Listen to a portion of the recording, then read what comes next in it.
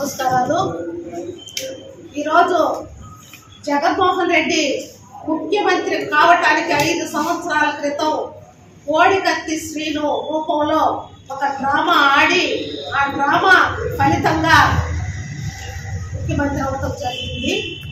కేవలం అతను ముఖ్యమంత్రి అవ్వటానికి ఈ కోడికత్తి శ్రీను అనే అబ్బాయిని బలి చేశాడు. ఈరోజు ఒక దళిత తమ్ముడు, దళితులుగా మాకు ఎంత ఆవేదనగా ఉందంటే ఆ కోడికత్తి శ్రీను ఈ రోజు 5 సంవత్సరాల నుంచి జైల్లో మగ్గుతుంటే అది చూసి నువ్వు నిజంగా ఒక మనిషి రూపంలో రాజశేఖర రెడ్డి పుడితే ఖచ్చితంగా ఆ అబ్బాయి బాధను అర్థం చేసుకొని ఒక్కసారి కోర్టుకెళ్ళి సాక్ష్యం చెప్పు.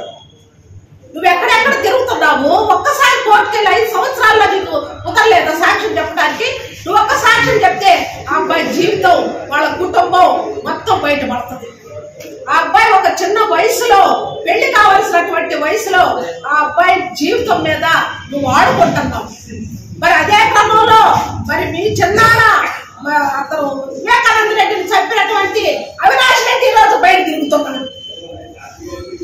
ఏం తప్పు చేశాడు కోడికత్తి శ్రీను?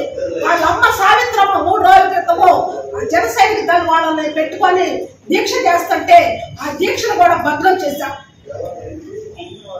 అడిగే హక్కు కూడా లేదా? అన్యాయం జరిగిందని అడిగే హక్కు ఈ రాష్ట్రంలో ఈ జగన్మోహన్ రెడ్డి గారి ప్రభుత్వంలో జరుగుతుందంటే నిజంగా చాలా సిగ్గుచేటు.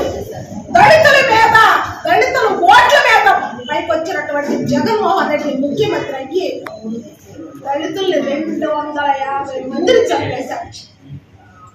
ఏ రూపంలో అయితే ఈ 5 సంవత్సరాలు నిజంగా నీకు దళితులు కూసుంటూ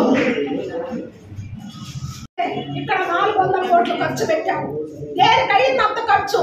అవి మొత్తం కూడా దళితులు డబ్బు.